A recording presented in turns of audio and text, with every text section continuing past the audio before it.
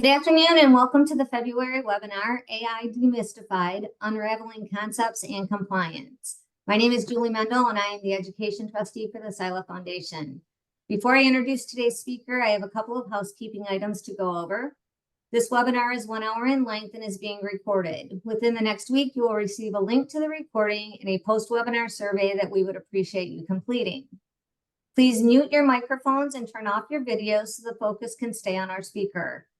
Today's presentation has a couple different sections and there will be a couple pauses to allow time to answer questions.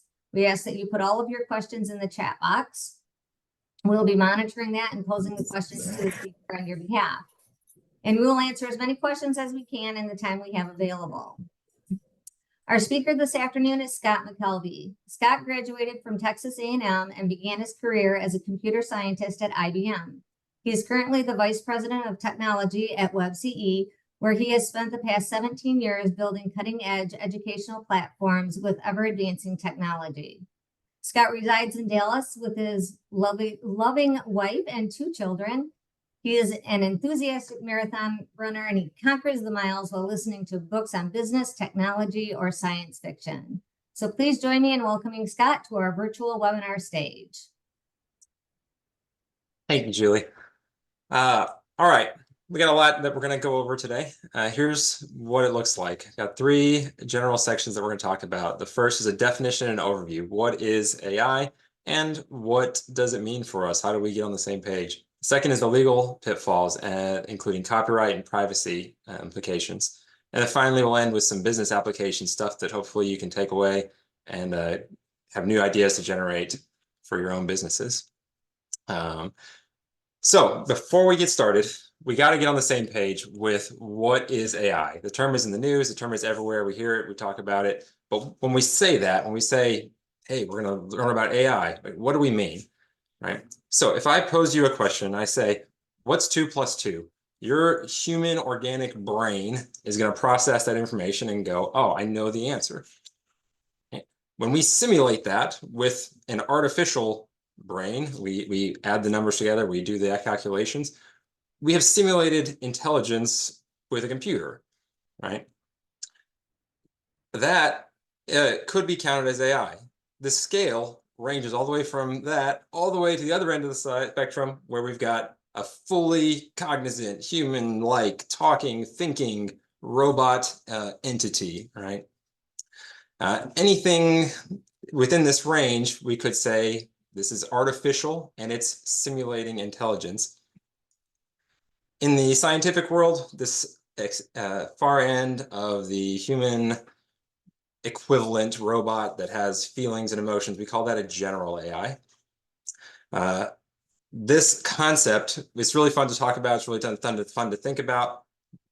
But realistically, we are not really anywhere close to this. It could be 10 years, it could be 50 years, it could be 100 years before we've got something in this range. It certainly has not a lot of practical implication to us today in our businesses. Everything less than pure sentience, right, is not considered general AI, and we call that narrow AI. This is something that does a very specific task. It does a very specific purpose, be that calculating numbers and everything in between. Along that spectrum, we might have programming, algorithms, expert systems, machine learning, large language models, anything up until the point where we have a sentient, thinking, feeling, artificial being. So if we call this AI, you're probably thinking, oh, wait a minute, a calculator is not AI, right? Nobody would ever talk about a calculator being AI. And that's true, right? Nobody would think about that today. But all these things were at some point doing something that was previously only done by humans, that previously only human intelligence could do until the technology came out that allowed it to be done artificially. Arthur C. Clarke, as a science fiction writer in 1962, described this phenomenon in his famous quote, one of Clarke's laws. It says, any sufficiently advanced technology is indistinguishable from magic. And what that means is when we cross over a certain threshold, it doesn't we lose track of how exactly it's working under the covers. and the amazement, the magic of it kind of takes over. I think that's the closest thing, the best thing that helps us get to a definition of AI that we can all agree on when we hear it around us, when we hear it talking about, is we're not really looking at a textbook definition. We're not really looking for, what does the textbook classify as, is it quantifiably intelligent? But what we're looking for is a general common understanding. I've come up with these two things to help me describe what the world might be calling AI. The first is using that definition. We could say that AI in the common sense is anything that computer programs that are sufficiently advanced enough such that people out there view them as magic, right? That we say at one point how a calculator worked or how a program or an algorithm worked was mind-blowing to most people. And today that might be ChatGPT and the machine learning things. Or the second is this kind of ever-changing definition, that which is slightly beyond what we previously thought computers capable of, right? We've talked about AI existing since basically the dawn of computers and Turing tests and evaluating if it's real, human, or intelligent. And that definition has moved, it's changed over time. So looking back at our scale, where does the common definition fall today? When we hear people talking about it today, what do we usually mean? It generally falls right here in this small little range. We say programming, algorithms, even expert systems. These are not really AI. Those are just standard computer stuff. But machine learning and large language models, those are what come in to this definition. That's what we're talking about. When we say we want to use AI in our business or our company is leveraging AI, generally people understand it to mean these two areas. So expert systems was the previous thing, the thing that was really advanced computer programs that we previously considered to be AI that no longer kind of fall into that category. So how did that happen? The trajectory of these two different methodologies kind of looks like this, where we think about computers advancing slowly over time. Really, what we're talking about there is these expert systems, these programming models, the algorithms that as computers got more advanced, as their power got more advanced, as they could do more, they increased steadily. Meanwhile, machine learning has actually been around as a concept since the very early days. There's some very early papers in the 40s and 50s talking about this concept, but it never really took off quite as much as just pure coding and building a standard system until the scales tipped around 2012. That's generally considered to be a pivotal turning point year for AI and machine learning. A handful of things happened at that time.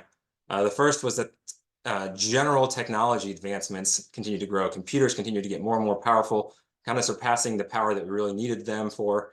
Graphics processors from NVIDIA and others really started to take hold and showed huge leaps in what they were capable of.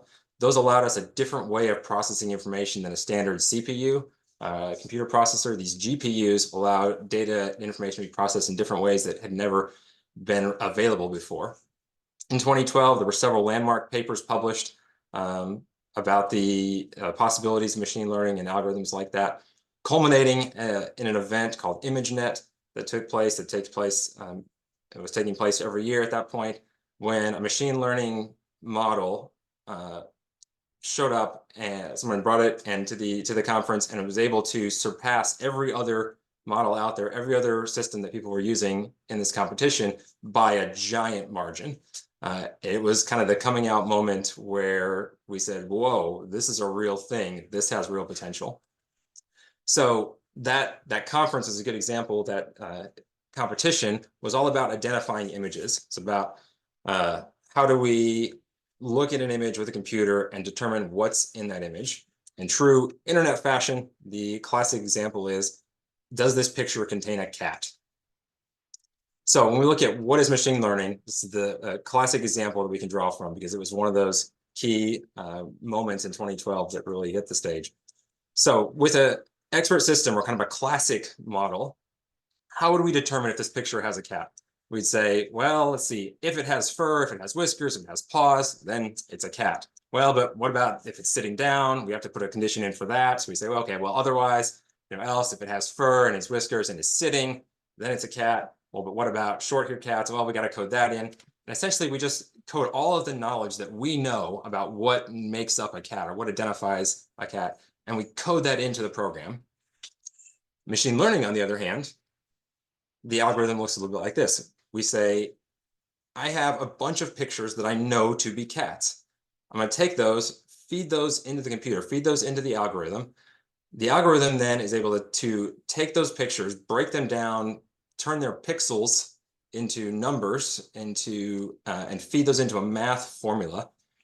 The math formula can then identify similarities between these different pictures, and it can assess what are the common factors that are true in these pictures that we know to contain cats. The more pictures we give it, the smarter it gets. So we give it 100 pictures, we give it 1,000 pictures, we give it 10,000 pictures. And through this formulaic approach, it's able to come up with correlations that associate cat pictures and distinguish them from non-cat pictures. The interesting thing is that it does not rely on human intelligence, does not rely on human knowledge. So it may come up with things that we have absolutely no way to understand or think about that we never would have thought of, right? In this cat example, it might come up with if it's an animal and it's sitting down on a lap, well, then it's a cat, because odds are if it's sitting on a lap, then it's a cat. We go, well, but that doesn't work. That's not actually how cats work, but it doesn't matter. If its training data has proven that to be true, then it uses that. So from there, we say we've got our 10,000 pictures of cats, we add those in, and now it is good at identifying cats. We add in 10,000 pictures of dogs. We say these are dogs. Boom, now you know how to identify dogs. Those get added into the formula. Birds, any other animals that we have pictures for, any other pictures. And we feed all this data in, which we have because of the prevalence of the internet and prevalence of Google and searching and tagging of images that happens around the internet. We have this data. We feed that data in. And now the result is that we've got a model that when pointed at a picture will tell us what are the contents of that picture. Since 2012, when a system like this debuted at ImageNet, the next iteration, the next step people thought of is, how do we take this and use this for language? How can we turn this into words? If we could do it for pixels in an image, can we do it for sentences and words? And the process essentially went the same way. So we say, we're going to start by adding in the alphabet. Then let's add in a dictionary. Then now we have to start to see different kinds of words and how they relate to each other. Let's add in the contents of every publicly available book, Gutenberg Project and these other ones. We have all this publicly available information.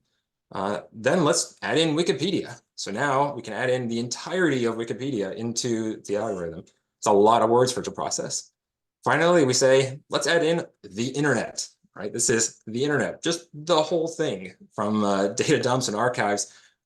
That gives us a massive amount of data that we know are contain words, and what words lead to other words, what words make up sentences. The end result of this is that we end up with a model that, when given a few words, can identify what word would come next in the sentence. We call that model a large language model. And this is the foundation for ChatGPT, Bard, and on these other ones that you see in here, right? They fall into the general category called large language models. And there's the really common ones that are coming in use. And it's really what we are talking about today when we talk about AI, is these large language models generated from machine learning that are able to process language. What this is it's a formula based on this giant, massive, incomprehensible set of data. It's a formula that uses 175 billion parameters to predict what word would come next. Now, in these models, it wouldn't be particularly fun if it just always told us the exact right answer. So they do add some amount of variability. The way it works is we say, don't just predict the next one word, but predicts the next 100 words, and then randomly choose from one of those. So it gives it a little bit of uncertainty, a little bit of unknown exactly what it's going to do. It doesn't always do the same thing each time. But under the covers, it's simply a formula that's taking in this data. And this is a really critical point to understand before we move on to the rest of the legal elements, is because of what it is, let's look at what it's not. So it is not a sentient, thinking, robot overlord entity concept. It has no concept. That is simply a formula that, when given inputs of previous words, will predict what words come next. There's no logic. There's no reasoning. In fact, when it says something, it has no concept of what it's saying. It's just words treated as a math formula, right? So when we think about it as, oh, well, it told me this or it said this, how could it do something right? How could it do something wrong? It's not actually thinking, it's not actually understanding, it is simply generating words. So that leads us into some interesting legal ramifications, interesting legal questions, which is going to be the next section of what we're talking about. So quick break, get your pencils out. We're about to head into the legal stuff that is, I know why many people are here. For you, is there anything that we have come up? Don't see anything, so we're going to just charge on. All right, legal concepts. There's 3 areas that I'm going to touch on, and I'm going to touch on a couple bullets under each one. In classic internet form, I'm going to say, I'm not a lawyer, but I'm about to tell you some stuff. These are opinions and knowledge, hopefully, that you can take and internalize to what it means for your business and your environments, your companies. All right, the first is accuracy. Because there is no thinking in this model, there is no concept of correct. It is simply predicting the next word based on its training data that it has. And the previous history doesn't always perfectly predict the future, right? We can't always say that examples from the past will tell us exactly the correct things when applied to the future. There's a famous case that went around last year of a lawyer that got sanctioned because they created a brief using one of these AI large language models, and it cited cases that didn't even exist. And he didn't check, didn't know, sent it on, and the judge said, these things are not real. What are you submitting here? And eventually admitted, I had no idea that this system would come up with something like that. I had no idea it would just create cases that never existed, right? Who would do that? Who would just create a case out of nothing? But given how this thing works, it's really not that hard to predict and to understand how this could have happened.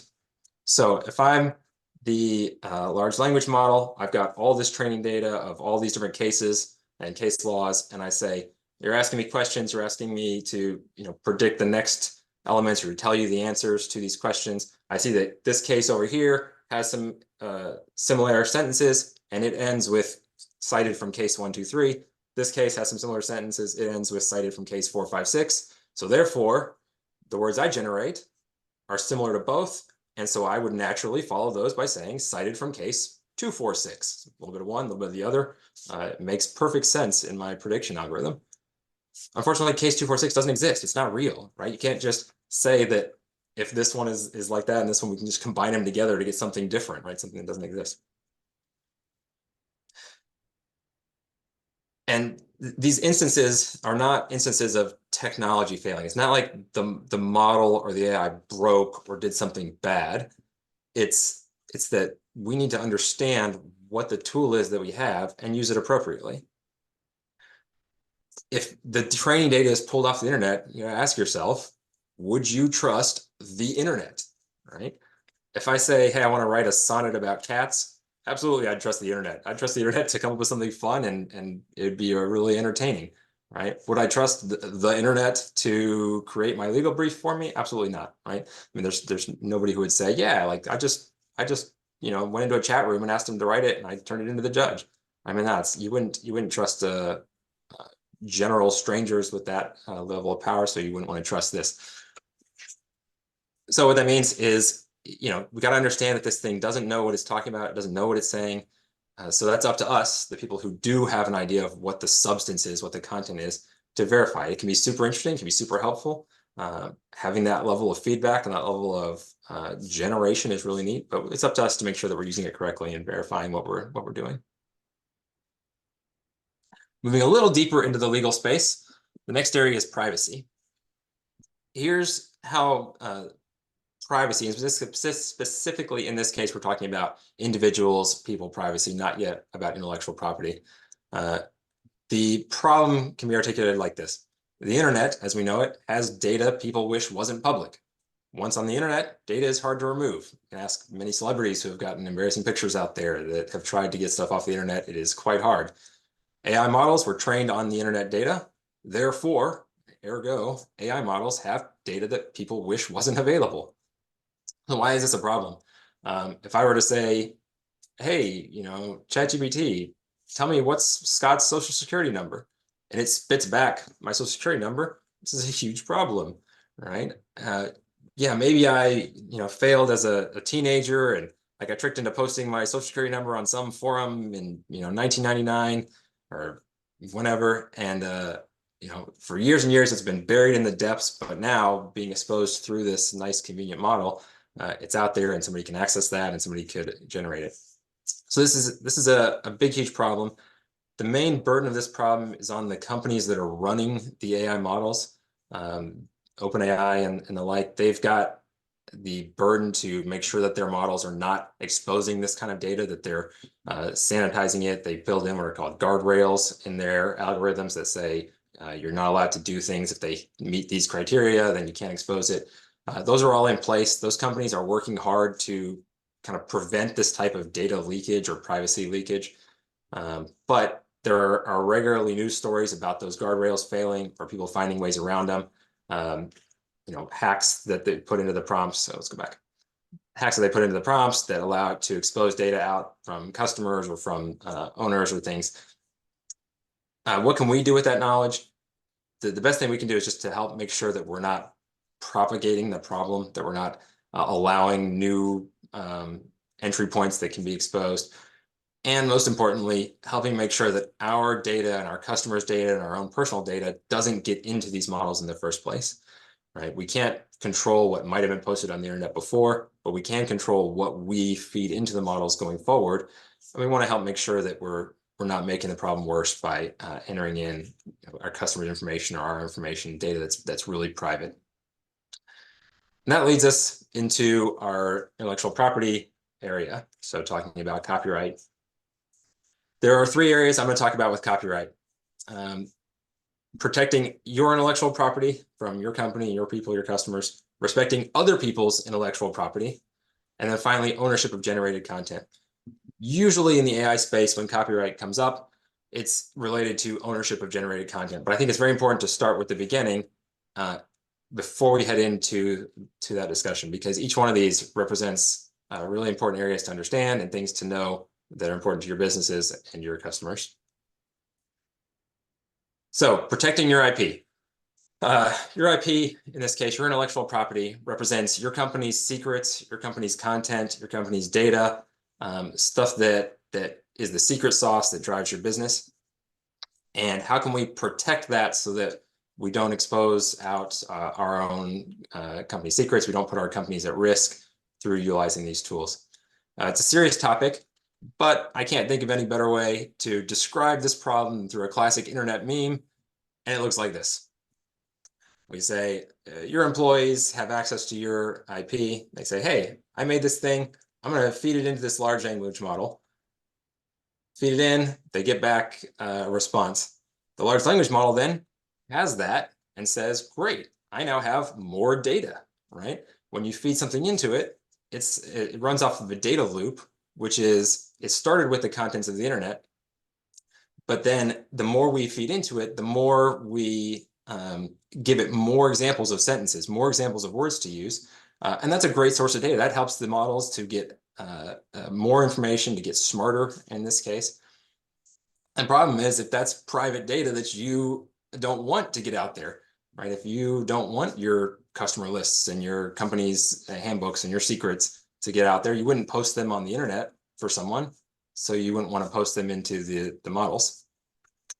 Examples where this could happen, you could say, hey, ChatGPT, give me tips on how to improve my company handbook, or can you summarize this list of customer data? And it seems like great, like this is awesome. I got some great tools back. But by feeding that data back into it, are you giving away your property? Are you giving your property into the model, which it can no longer distinguish as, oh, this came from WebC or this came from Scott or anywhere else. It just integrates it into its general understanding. This one actually has a pretty simple solution. It comes down to this. There's an old mantra in TV advertising that says if it's free, then you're not the product. If it's free, you're the product, not the customer, right? If you aren't paying with money, in this case, you are paying with your data. So what's the solution to this? Yeah, pay with money. There are options out here where rather than using the free public endpoints, rather than using ad-based ones or other tools, you can actually pay for private instances or pay for your own corporate systems or your own custom models, where the provider agrees not to take the data you send it and feed it back into the algorithm. It agrees to say, we will use your data for answering the question, but will not feed it back in and will not retrain on it, right? That ensures that whatever you give it doesn't end up going into the general system where it risks coming out later. There's lots of different tools for this. Microsoft has what they call protected mode on theirs that says, if you're using Microsoft products and you're under a Microsoft umbrella, then you can do that. All the other companies have similar things. The key here to look for when you're looking at companies that are providing AI resources is how they're going to use your data, and if they're going to use that for training the model.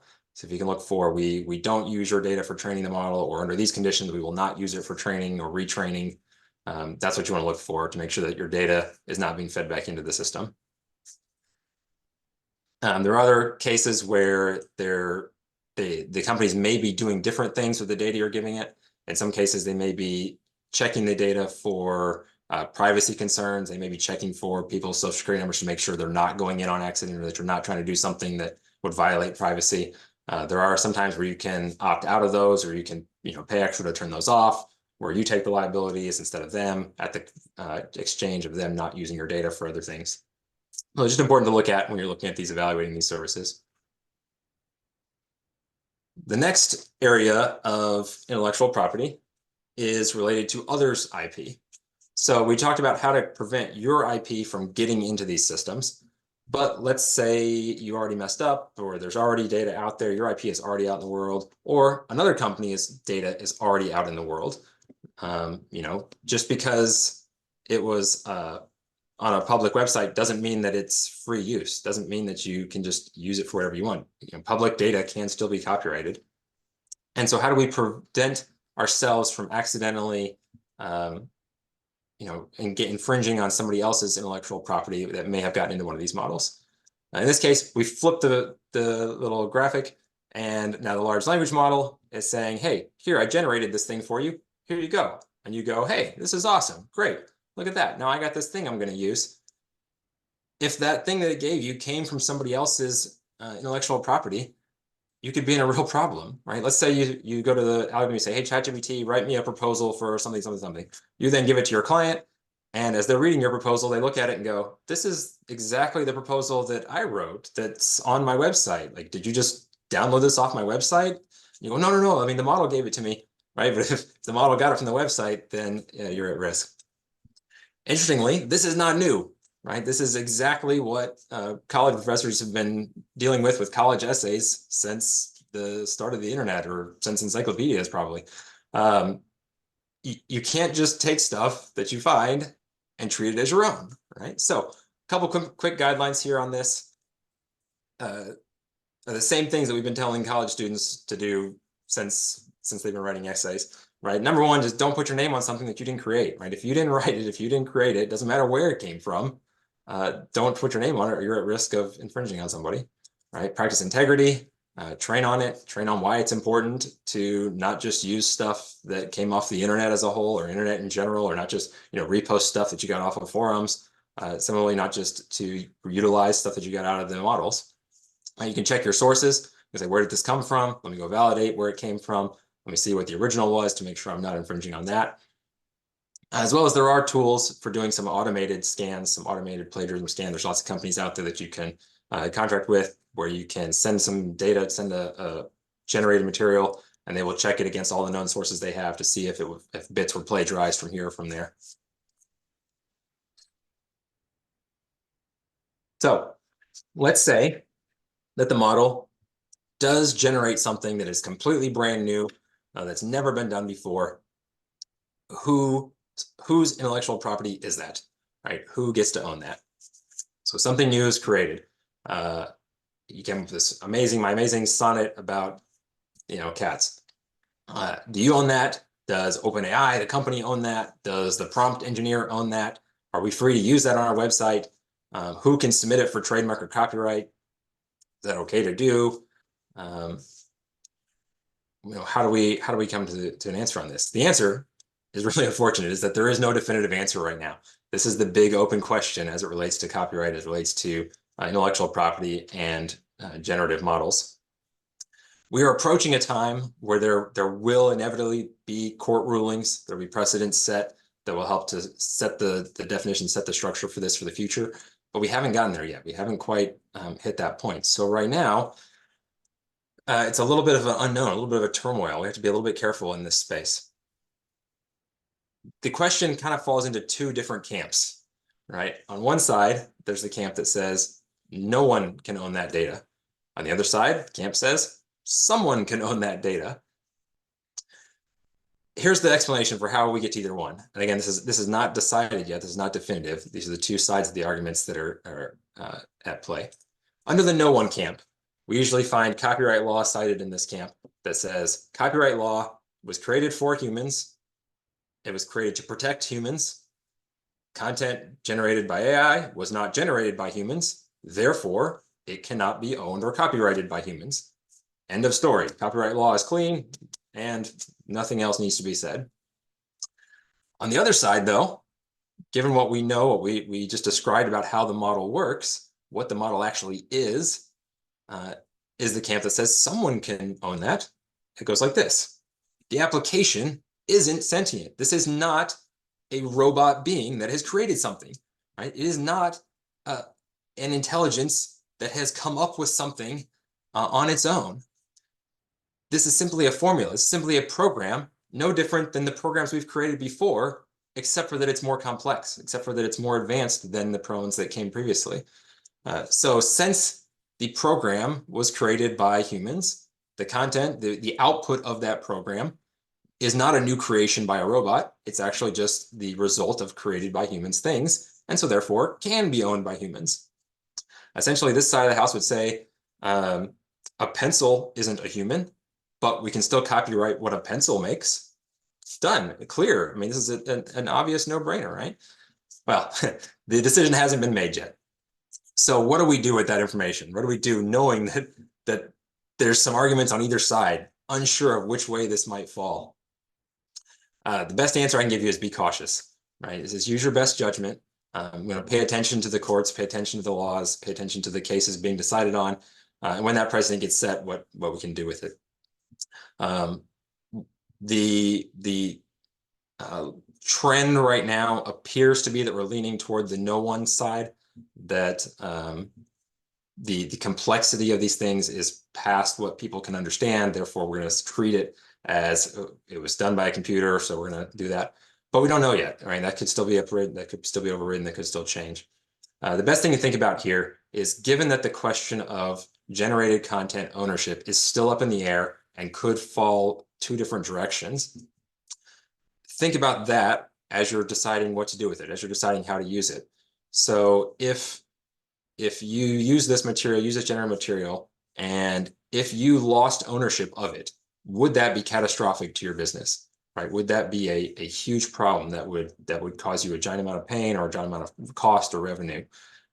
If so, then you may want to not invest quite that much in it, right? You may want to pull back, figure out ways to protect yourself, such that if the law fell, the way that you didn't want, you wouldn't be completely sunk, right? If I'm talking about using this for a blog, and one day somebody else takes the copyright of my blog, or I find out that I don't own it and somebody else is able to use it for whatever they want, I go, well, all right, it's not that big a deal. It's just a blog post. But if this is the foundation for my business, I'm probably not willing to make that risk. So you just have to balance a little bit of where your risk tolerance is, and be aware of this open issue as you're deciding what to do with the content. All right, we made it through the legal stuff. Take a little pause here. I know there's been some questions. I'll be talking about automated avoiding bias and discrimination. No, I'm not really talking about that today. That's going to be a separate area. There is bias that comes in with anything that humans create, and these algorithms were created by humans. That does introduce human bias. We just be aware of that. I'm not going to particularly touch on that any further. Is anything secure out there for AI learning, like HTTPS?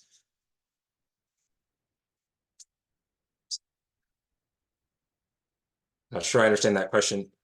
think it's out there for AI learning.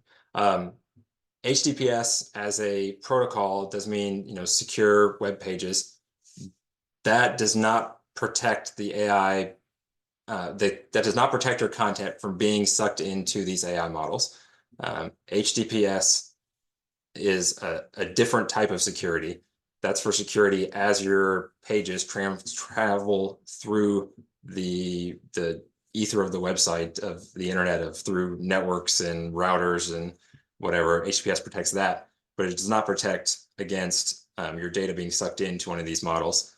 The usual protection for stuff being pulled into the models is would be called a paywall or a login wall. The AI models are not able to generally suck stuff off the internet that you have to be logged in to access. If you have to have an account, if you have to have made it through a CAPTCHA or something like that to validate that you're a person or have a password that's unique, then the models are not able to pick that up. So when we say public information, it's usually information that you don't need to be able to log in for. It's stuff that's outside of a paywall or outside of a login.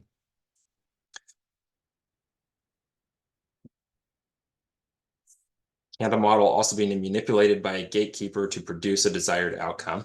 If so, how would you know?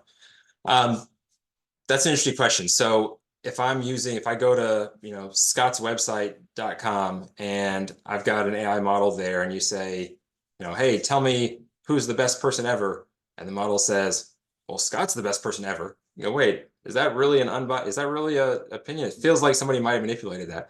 Yeah, that's totally possible, right? We're actually going to talk in the next section about some ways where you might want to do something like that, right? It might be beneficial to say, I'm not going to give you raw, unfiltered access to my original model. Instead, I'm going to pass it through a gatekeeper layer, through some sort of decision layer that is specific to my needs or my business. And under the covers, maybe I'm using that raw model. But I'm going to take the output it gives me, and I'm going to manipulate it and change it and use it for whatever I want, and then present that because it's valuable to me. Absolutely, there's not necessarily a pure source of the one unfiltered model. We already talked about how the gatekeeper organizations like Microsoft or OpenAI and whatever, they are doing some of that filtering. They are trying to prevent privacy breaches. They're trying to prevent information from leaking out. That requires that gatekeeper ability. That requires that extra layer there to say, whoa, this seems like the model is about to say something that it really shouldn't. So we're going to prevent that. So that's definitely happening. That's generally considered to be part of a feature of what you're getting with the models. All right. We're heading into the fun section here. We've gotten past the legal worries and the fear. Now into what can we do with this stuff? All right. As far as uses, I'm going to talk to 3 different categories of uses. Ones that I grouped up as utilizing a chat interface, and that's content generation, custom training, and co-pilots. We'll talk about multimedia, audio, images, or video. And then I'm going to talk about this idea of a seamless integration, which is where I think the real excitement lies for the future. From this point, there's no real right or wrong, right? We're talking about ideas that are designed to spark your creativity, that are designed to give you insights and new ideas that you can use in your own businesses, in your own lives, in your own companies, to grow in exciting ways and to develop stuff that nobody has thought of before, that we haven't done. So hitting the fun category of lots of interesting opportunities. Starting first with the chat interface. So chat interface, content generation. This is basically what you think of as the standard ChatGPT AI chat thing. It's what teenagers are using. It's what the world's using, what your employees are using when they log into ChatGPT from anywhere and ask it interesting questions and generate interesting stuff with it. Lots of fun uses here. I'm not going to touch on these a tremendous amount because this is the main thing we've heard about over the past year. This is what made news originally, and this is what we've been continuing to hear about. Lots of uses for personal life, for general business efficiencies. You can use it for stuff like writing emails, summarizing things, creating efficiencies for you. There are opportunities to use this tool as it exists today for profit. We already know that that's lots of stuff like that happening, whether it's blog articles or things that we create that then we sell for either money or for clicks. For the profit areas, this is where those legal issues become really important, and make sure that we're not going to be hurt by copyright laws. We're not infringing on other people's privacy or risking our own privacy. For the title of this presentation, I used an AI, just said, hey, here's what I'm planning to talk about. What would be a good title for that webinar? I came up with this DeMystified. Oh, that's pretty cool. The next level of chat interface, I'm going to call custom training. So this is where we essentially use the model, but instead of saying you can pull your answers from the entirety of the data that you're trained on, we say you can only pull the answers, pull what you send back from our limited pool, our limited subset of data that we curate and control. This is where apps we're starting to see this kind of second wave of applications come out that are doing this, that are, ask your company handbook for questions. You can ask questions about your company handbook and have it only pull answers back from your material, from your handbook that you've created.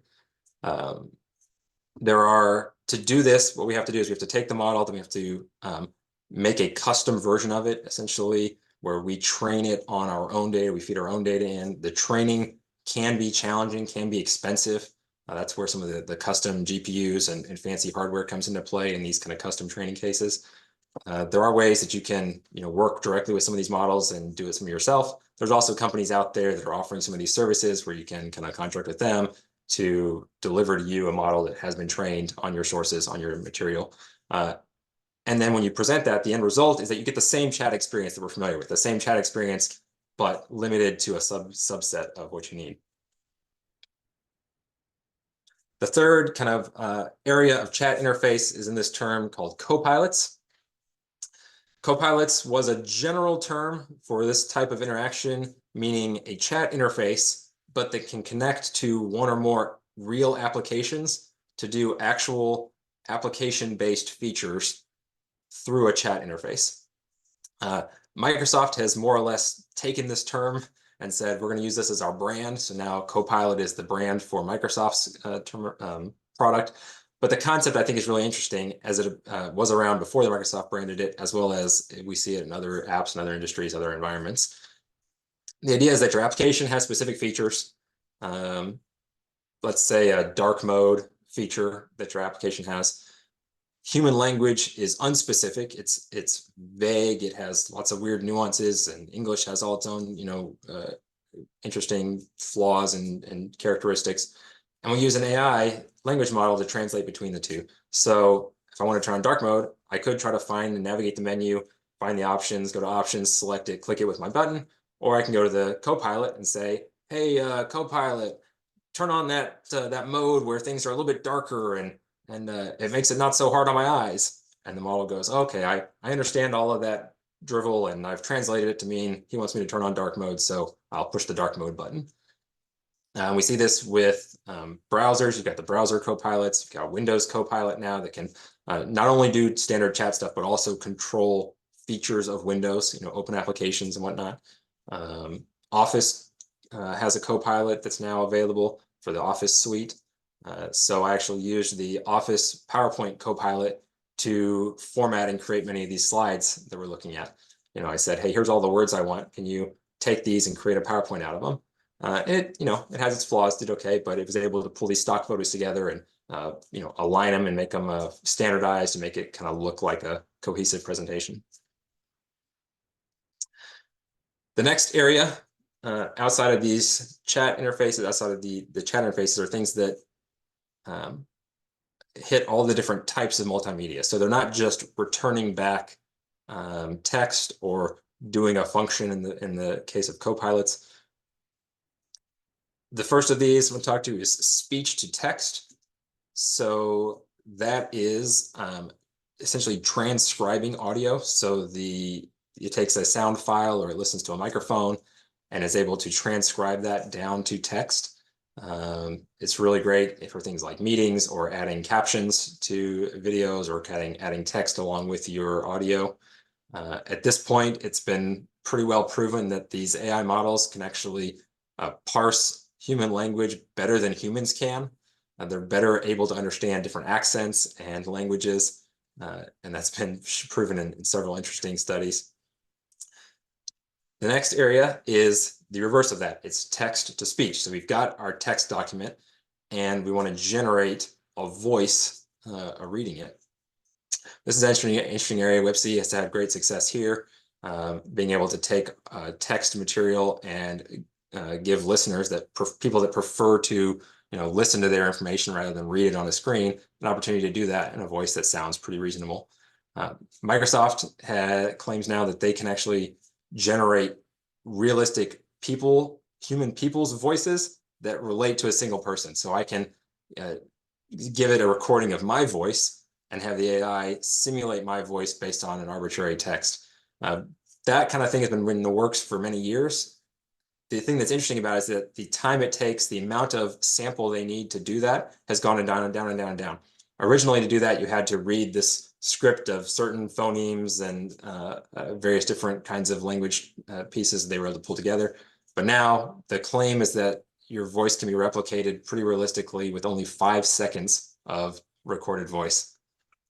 This has led to some really fun, great, exciting advancements, as well as some kind of unfortunate instances. There's rumors and cases of scams out there now where a scammer will call somebody, get a voicemail message. Hey, this is Scott. I'm not here right now. Please leave your message, yada, yada. That's over 5 seconds of audio. Take that, create a simulated version of my voice, and then use it to call, say, my mom and say, hey, this is Scott, please send me money, right? And she goes, oh, wow, it's me. It sounds just like me. Of course, I'll send you money, right? How do we prevent against that? Well, the recommendation from that article is don't use answering machines. I don't know how effective we're going to be at, not ever having our voice communications get out there. It's kind of a native feature of human interaction of having voice-to-voice communications, but it's something to be aware of. The next multimedia area is generating images. This has been around for a while. We start to see lots of just examples of this. It's getting better and better and better. The more training data it has, the more examples we're able to feed into it. It's able to generate pretty interesting, pretty neat stock photos and the likes. There are lots of examples of the accuracy of these being a problem. Just like the accuracy of text, it doesn't know what a good whole cohesive image looks like, but it's getting pretty close. It's getting pretty neat. To the point where we can actually use some of these tools to possibly generate stock photos instead of having models or actors. The last space here is video. This is kind of the newest frontier. For the first half of last year, it was a little bit clunky, not particularly exciting, but the recent stuff that's being done is pretty wild. It's pretty amazing. OpenAI's model for that is called Sora, S-O-R-A. I don't have demos of that here, but if you go on YouTube, you'll find all sorts of crazy examples of what's being done there. In the era in the realm of scams and fakes, this is kind of a whole new era of deep fakes with these videos. All right, if my voice alone was convincing, what would a video of me do? There's actually a CNN story recently about a bank employee who was scammed into giving away $25 million because he got what we thought was a scam, and he said, this certainly can't be real. So he got in a meeting with his boss and his peers and his other managers, all on a video meeting, except for that none of them were real. They were all deep fakes created by the scammer to convince him that their story was true. So lots of stuff to be aware of there. Those are the nefarious uses. I'm sure that there are lots of great uses that you guys can think of for where to go with that. The last area is really where I'm the most passionate about. As an engineer, this integration is really the most exciting thing for me. From my view, the stuff we've seen so far, this ChatGPT, the chat interface, chat bot, is a fun kind of demo of what the tech can do. But integration, like this is the real show, right? This is the real goal here, is not having a chat thing that we can have chat conversations with, but changing our applications, changing our world, changing how we process information and how we interact with our technology and our computers.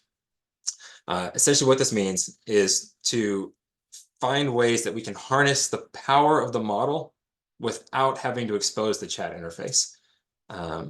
Something where we can, pull the relevant data, feed it into the model, get back the results, utilize those for a great presentation or experience without the user ever having to type a chat message or having to, have an interaction back and forth.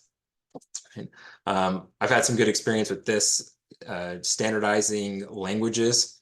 So that's either, English and human language. We've also had good success with HTML to say, we do a lot of web stuff, web pages.